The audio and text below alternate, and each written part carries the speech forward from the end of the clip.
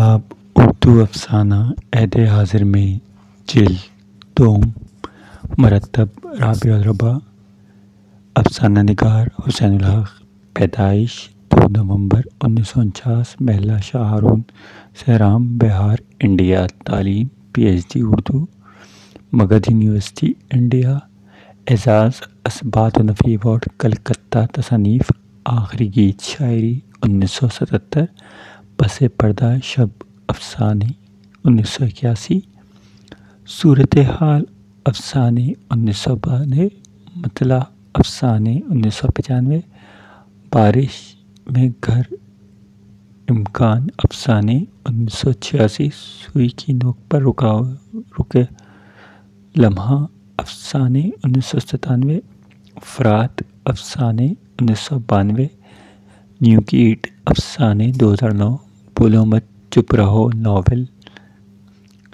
अमावस में ख्वाब नावल और दीगर। अफ़साना न्यू की आर्ट सलामतुल्लाह ने ऑफिस जाते हुए देखा था, फिर दफ्तरी कामों की भीड़ में बात दिमाग से निकल गई। मगर शाम को जब वो अपने घर के पास पहुंचा तो भीड़ वैसी ही नज़र आई। सुबह में तो ऑफिस जाने की जल्दी भी थी। एक ख्याल और भी आया था, कोई फंक्शन बच्चे बड़े हो जाते हैं तो इनके तलक छीका वगैरह का फंक्शन भी क्या कम भीड़ इकट्ठा करता है। मगर शाम को भीड़ वैसी ही नज़र आई तो इसको फिक्र हुई, क्या कोई बीमार है। अब ऑफिस की जल्दी तो थी नहीं। इसने साइकिल अपने दरवाजे पर लगाई और 2 घर छोड़कर तीसरे घर की तरफ बढ़ गया। क्या बात है भाई, शिव पूजन भाई कहाँ हैं? एक आदमी से इतना ही पूछ पाया था कि शिव पूजन नजर आ गए। अदा शिव पूजन भाई, बड़ी भीड़ है सुबह सुबह, देखा सब कुशल मंगल है। अरे आप नहीं जानते शिव पूजन जी। तो एक आदमी बहुत लहक कर कुछ बताने के मूड में था कि अचानक शिव पूजन जी ने उसे हाथ से हटाते हुए सलामतुल्लाह के कंधे पर हाथ रखकर अपना कदम घर के बाहर लगे मंडप से आगे बढ़ाने शुरू कर दिए। सलामतुल्लाह भी शिवजी के साथ आगे बढ़ने पर मजबूर था। इस आदमी के बोलने शिव पूजन के इस आदमी को एक तरफ करने, सलामतुल्लाह के कंधे पर हाथ रखने और मंडप से आगे की तरफ कदम बढ़ाने में शायद 2 सेकंड का वक्त गुजरा होगा। इस बीच शिव पूजन चुप रहे, फिर बोले, नहीं कोई खास बात नहीं, हम तिनक बाहर गए थे। शिव पूजन के इन जुमलों के दरमियान ही एक आवाज़ सुनाई दी। जो आदमी सलामतुल्लाह को शिव पूजन के बारे में कुछ बताते जा रहा था, इसको कोई दूसरा आदमी शायद बता रहा था। साला मतला है। ये जुमला सलामतुल्लाह ने भी सुना और शिव पूजन ने भी। दोनों के पीछे जुमला पहुंचते ही शिव पूजन जोर से हंसे और सुनाइए क्या खबर है, सब कुछ कुशल है ना? सलामतुल्लाह को अचानक एहसास हुआ वो तो नंगा है। मादरजात बरहना और वो और शिव पूजन दोनों गेट तक आ चुके थे। अच्छा शिव पूजन जी आदाब। वो समझ नहीं पाया कि उसके और शिव पूजन जी के दरमियान अब कौन सा लफ्ज़ बाकी बचा था। नमस्ते। शिव पूजन ने दोनों हाथ जोड़ दिए। सलामतुल्लाह तेज़ी से अपने घर की तरफ बढ़ गया।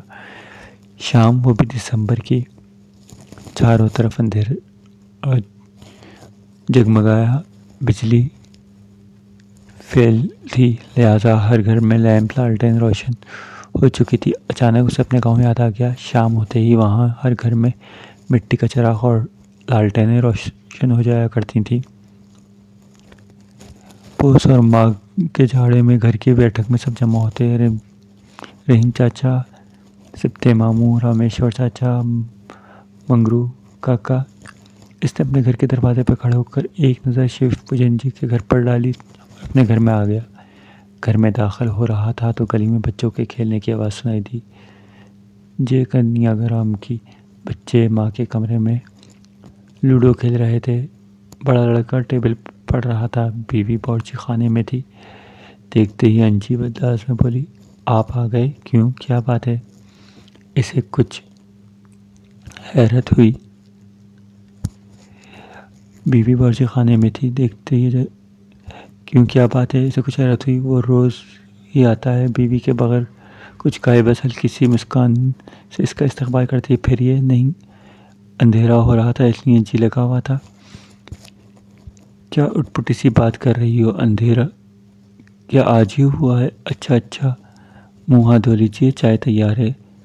इसे लगा वो बात का रुख बदल रही है। अब्बू अब्बू, शिफुजन जी चाचा के यहाँ ईंट आई है। इसकी बेटी इसकी आवाज़ सुनते ही दौड़ आई। वो शायद आदत के मुताबिक दिन भर की खास खास खबरें सुनाने को मूड में थी। चलो जाकर पढ़ो, लाइट आ गई है। बीवी ने झपट कर उसका हाथ पकड़ा और कमरे की तरफ धकेल दिया। पागल हो गई हो, इस तरह क्यों डांटती हो? शिवपूजन जी के यहाँ ईंट कैसी? चुप रहे। इसने मुंह पर हाथ रख दिया और फिर धीरे से बोली, आवाज़ दूसरे घरों में भी जाती है, पहले मुंह हाथ धोकर खा लीजिए। सलामत अल्लाह कुछ ना बोला। वो थकावट महसूस कर रहा था और भूख भी लगी थी। नखन के वक्त खाया कितनी देर तक पेट में रहता। आज तो कोई असामी भी नहीं फंसा था कि नाश्ता पानी करा देता। मगर शिवपूजन इसे फिर बाहर की भीड़ याद आई। फिर बेटी का जुमला ईंट आई है और अचानक शिवपूजन जी का जुमला गूंजा। ज़रा बाहर चले गए थे। सुनो, अचानक इसकी छठी हिस्स जाग उठी और इसने धीरे से बीवी को पुकारा। क्या है शिवपूजन जी, जोधिया गया था क्या? जी, बाहर इसकी भीड़ थी, बीवी हल्के से बोली और थके ख़त्म में बावर्ची खाने में चली गई। बिजली फिर गुम हो गई थी और पूरे घर में अजीब सन्नाटा रेंग रहा था।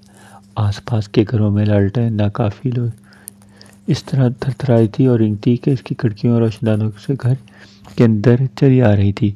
इसे लगा सांप की कैंचली चमक रही है। अंधेरा कुछ और गहरा हो गया। गली में बच्चे खेल रहे थे। जी कनी आराम की। सुनो, इसने बीवी को पुकारा। जी, तुम्हारे अब्बा का 2 दिन खदा चुका है ना, अब तो बड़े दिन की छुट्टी भी होने वाली है। अपने मैके हो? अच्छा, चली जाऊंगी, लीजिए कुछ खा लीजिए। वो धीरे से बोली। इसका अंदाज दिल रखने वाला था। उसने थोड़ा सा खाया। लगभग 5 घंटों का भूखा था मगर अब भूख नहीं लग रही थी। चाय पीकर इसने सिगरेट सुलगाई और सोफे पर ही लेटकर एक कश लिया। एक अजीब पसोपेश की हालत में ख्याल आया, मकान मिलता कहाँ? इन मुस्लिम इलाक़ों में तो किराया सामान को छूता है। मालिक मकान समझता है वो खुदा है। मकान नहीं दे रहा है, किराएदार की उम्र बढ़ा रहा है।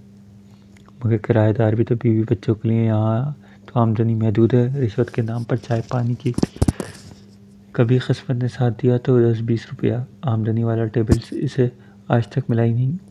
ऐसे ही वो सरकारी क्वार्टर छोड़कर और कहाँ जाता? क्वार्टर भी क्या, LIG फ्लैट में। मगर एक क्लर्क को LIG नहीं मिलता तो और क्या मिलता? जय श्री राम। अचानक एक ज़ोरदार नारा गूंजा और वो उछलकर खड़ा हो गया। बैठे बैठे बीवी जल्दी से पास आई और धीरे से बोली, घबराने की बात नहीं है, सुबह से ही चल रहा है, देखने वालों को फिर कोई नया काफिला आया होगा। वो बैठ गया मगर दिल की धड़कन तो बढ़ गई थी। इसने महसूस किया सर्दी में माथे पर पसीना आ गया। गुज़िश्ता रात भी तक भीड़ का एहसास होता रहा। रह रहकर नारा सुनाई देते रहे। धनाई का गया बेताल सलामत के कंधे पर चढ़कर चिढ़ाकर उसकी खोपड़ी पर खाता रहा। मायके जाने के बाद आपने क्यों की? रात में जब बच्चे सो गए तो बीवी ने पूछा। क्यों? नारे नहीं सुन रही हो? अकीदत को नफरत बनने की कितनी देर लगती है? बीवी चुप हो गई। धीरे धीरे गहरी और अंधेरी होती जा रही थी रात और वो बहुत देर तक जागता रहा। अपनी आदत के बरखिलाफ जागता रहा। आम दिनों में तो वो दिन भर का थका हारा बिस्तर पर इस तरह गिरता था कि इसका पता भी न चलता था कि बीवी किस वक्त आकर पास लेटी। मगर आज वो जाग रहा था। क्यों जाग रहा था? शिवपूजन। मगर उसके सलूक तो कोई अहम बात नहीं थी। ईंट नहीं। जब 6 दिसंबर गुजर ही गया तो फिर अचानक जुमला गूंजा, साला मतला है। इसे लगा किसी ने इसके कानों में अंगारे डाल दिए।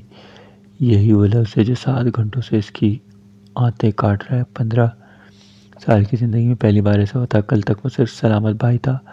अचानक इसे अपने रिश्तेदार याद आ गए। अपने भाई बरकतुल्लाह, चचा इज़्ज़तुल्लाह, मोमो, अब्दुल सत्तार, ये सब लोग अब कराची में थे। एक बार शादी में वो भी कराची गया था, मगर वो गया और चला आया। इस वक्त कोई ख़ास बात महसूस नहीं हुई, बल्कि उसे याद आया कि मामू ने जब कहा सलामत तुम भी यहीं आ जाओ, तो वो जाकर बोला क्यों, क्या मैं वहाँ भूखा मर रहा हूँ? नहीं, बात ये नहीं है। मामू ने समझाना चाहा।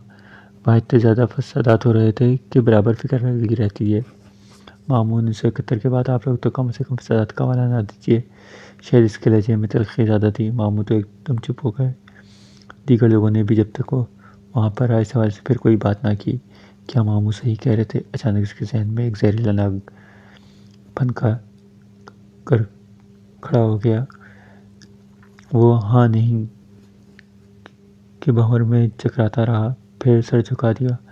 नॉनसेंस, जो कुछ मेरे चारों तरफ है वही मेरा है। हरे राम हरे कृष्णा। इसकी सोच की रफ्तार अचानक रुक गई। शिव पूजन जी के यहाँ भजन शुरू हो चुका था। ये इसका जवाब इसके पास नहीं था। ये तो एक झांकी है, मिथरा आकाशी बाकी है। इस नगर की दीवार पर लिखा एक नारा याद आया। दूर से एक गाड़ी की आवाज़ रात के सन्नाटे को चीरती इस तक पहुंची। सर्दी कुछ और बढ़ गई थी। बाहर हवाओं का जोर अपने शबाब पर था। बीवी और बच्चे लिहाफ ओढ़े सो रहे थे। इस लिहाफ से ज़रा सर निकाल कर दीवार घड़ी देखी तो 2 बज रहे थे। फिर खुद ही कैलेंडर की तरफ नज़र चली गई। 20 दिसंबर। अचानक एक अजीब सी उलट-पलट उसके जहन में आई। क्या 6 दिसंबर गुजर गया? फिर इसी क्या 16 दिसंबर गुजर गया? फिर इससे अलग एक और धुन में खोया हुआ सवाल, 16 दिसंबर क्यों आता है? फिर एक और आवाज़, क्या 16 दिसंबर फिर आएगा? ऐसे ही उठ पटांग ख्याल इसके ख्यालों में गुम आने लगे और उसे नींद आ गई। सुबह सवेरे भजन की आवाज़ आई और इसकी नींद टूटी। बच्चे स्कूल कॉलेज की तैयारी में मसरूफ़ थे। इसने खिड़की खोल कर देखा। शिव पूजन जी के यहाँ बड़ी भीड़ थी। शायद बहुत सारे लोग रात में यहीं रुक गए थे। नल के नीचे मुँह धोने और नहाने का सिलसिला जारी था। नौकर पूरे घर में झाड़ लगा रहा था। शायद नए मेहमानों का इस्तकबाल तैयार थी। आज बच्चों को स्कूल ना जाने दो और तुम भी तैयार हो जाओ। मैं तुम लोगों को हयात भाई के यहाँ छोड़ दूंगा, तब ऑफिस जाऊंगा। सलामत भी ने अपनी बीवी से कहा, क्यों? तुम लोगों को अकेला छोड़कर ऑफिस जी नहीं सकेगा। बीवी 1 मिनट सोचती रही, फिर बोली, कॉलोनी में अजीज़ भाई नाम साहब और अफसर अहमद भी तो हैं, ज़रा इनसे लोगों से भी बात कर लीजिए। सलामत अल्लाह को ये बात पसंद आई। वो घर से निकला और सीधे नज़र झुकाए इन तीनों से मिलने चला गया। वो तीनों भी नए हालात से डर रहे हुए थे, मगर चूँकि शिव पूजन जी का घर इनकी लाइन में नहीं था, इसलिए इतना ज़्यादा असर नहीं था। वैसे फैसल अहमद की बात इसके दिल को भी लगी। क्या आज दिन भर देख लिया जाए? फिर नाम लोग कहने लगे, मेरी छुट्टियां बाकी हैं, तुम लोग बेफिक्र हो जाओ, मैं छुट्टी ले लेता हूँ।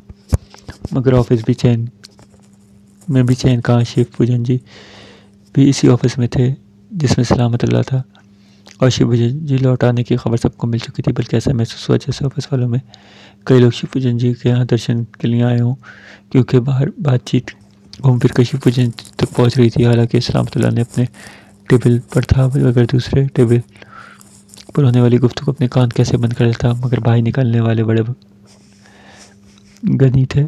ऐसा निकाला ये कहीं से टूटी नहीं है। अरे हाँ तो है, तो 500-600 साल पुरानी। तब मटेरियल भी तो कोई मिलावट नहीं होती थी। शिव पूजन जी की तो 5 उंगलियां घी में और सड़कड़ाई में क्यों ना हो। इसको 74 जैसा तो साधन पर वहाँ नहीं लिया गया। कल शिव पूजन जी मुजाहिद आज़ादी का पेंशन भी लेगा। जो दर्शन करता है वो दान भी देता है। फिर धार्मिक संघर्ष एक हिस्सा उनका शिव पूजन जी रातों रात धार्मिक भी बन गया। सलामत का घर शिव पूजन जी के घर के पास ही। इसका क्या हाल है? एक धीमी सी आवाज़ गूंजी, वही होगा जो इन लोगों के सारे देश में है।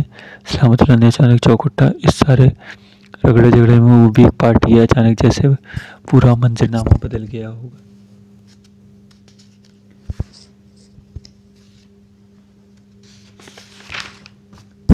अब तक वो सिर्फ अपने बच्चों, अपने घर और अपने कॉलोनी के हवाले से सोच रहा था, मगर इसे अचानक ऐसा हुआ उसकी शिकस्त खाई फौज एक सिपाही को भी है। और कैसी ही जंग हारा है जिसमें उसने हिस्सा नहीं लिया। इसे अपने आप पर हंसी भी आई और तरस भी आया, मगर इनका क्या करूं।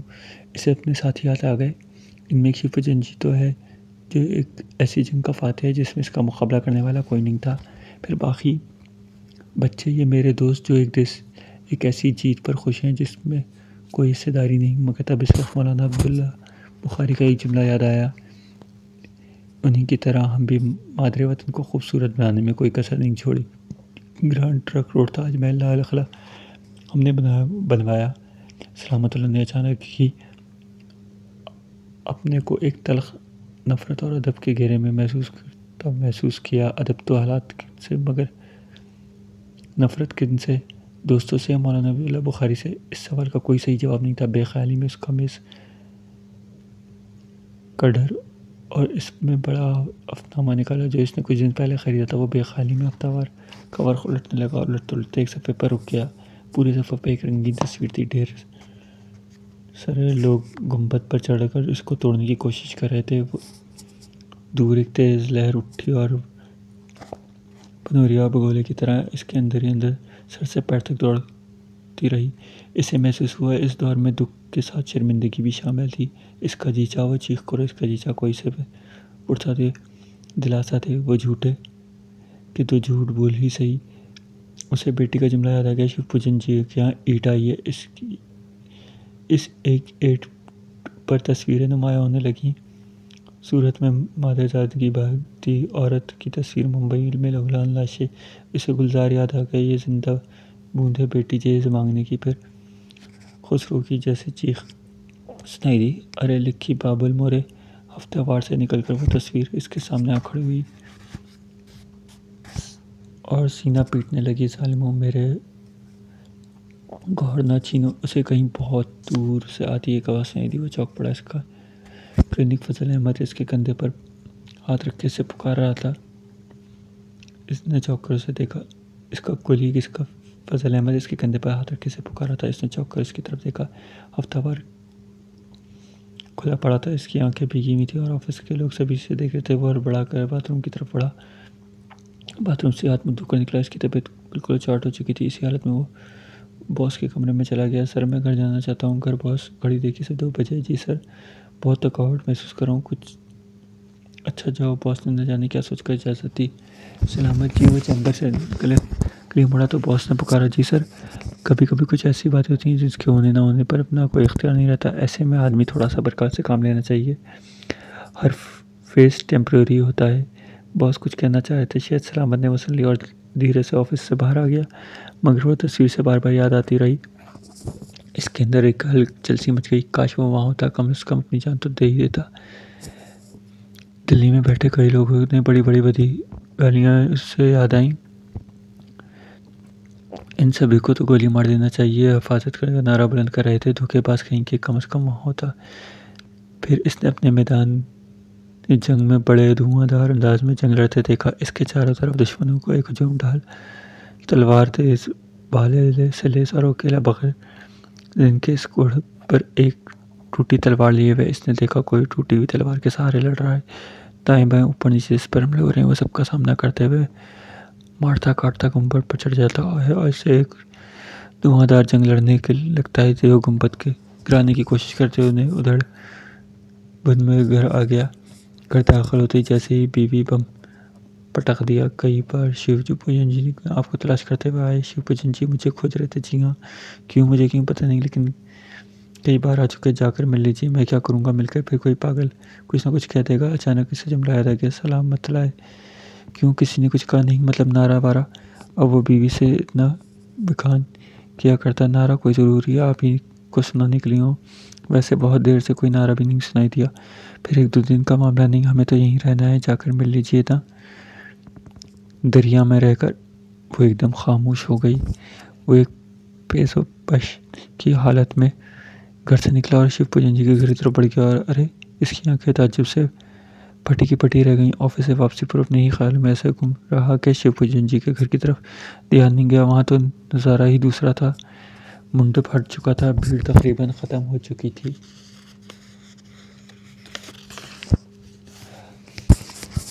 भजन भी बंद हो चुका था। इसके पुकारते हुए शिवपूजन जी हड़बड़ा कर बाहर निकले। अरे सलामत भाई, आपको कई बार खोजा, क्या बात है? आइए आइए ना।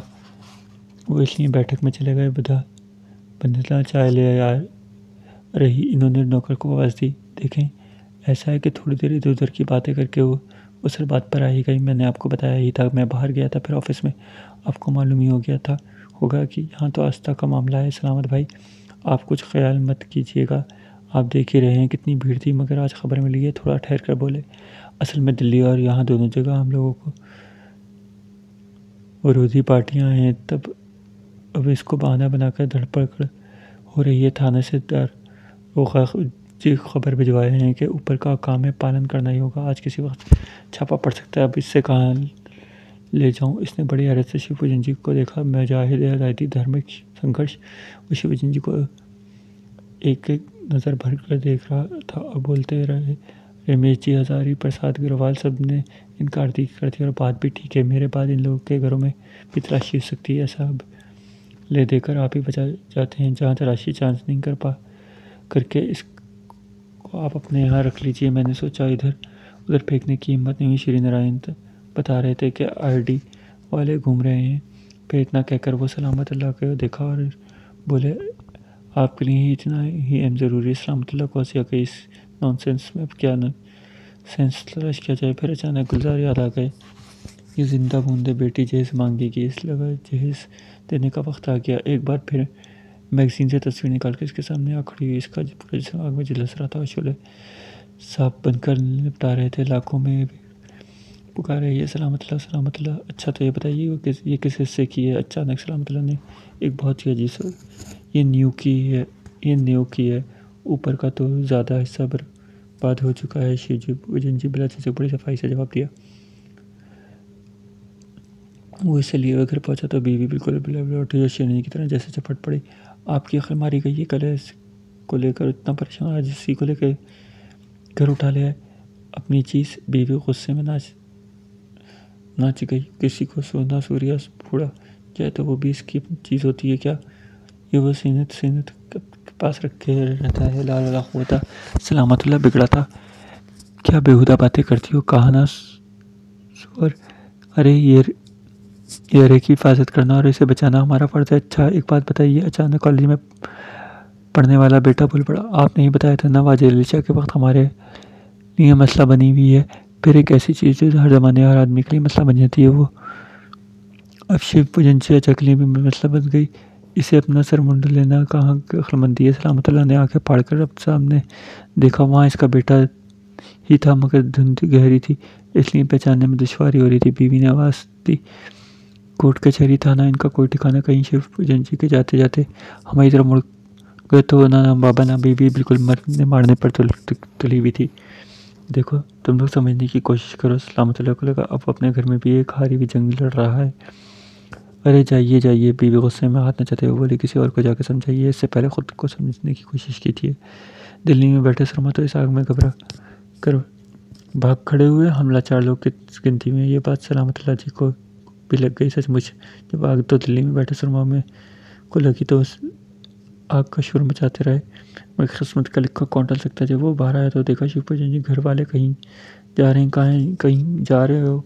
इसने शिवपूजन जी के लड़के से पूछा। घर में तला लग रहा था। जी हम लोग मूसा के यहाँ काशी जा रहे हैं। और शिवपूजन जी वो पहले ही स्टेशन जा चुके। इतना कहते हुए लड़का भी रिक्शा पर बैठ गया। शायद बाप के हुक्म के मुताबिक वो भी ज़्यादा बात नहीं करना चाह रहा था। शिवपूजन जी की स्ट्रेटजी सलामत अल्लाह की समझ में आ गई। बाल बच्चों वाला आदमी डर के भागे तो क्या करे, मगर असला मसला ये नहीं। शिवपूजन जी तो गया से निकलता और काशी चला जाता। चाहे तो काशी से अपने मामा के घर मित्थर चला जाएगा, लेकिन सलामत अल्लाह क्या करे जिसको शिवपूजन जी ने ज़बरदस्ती नींव की ईंट सौंप दी थी।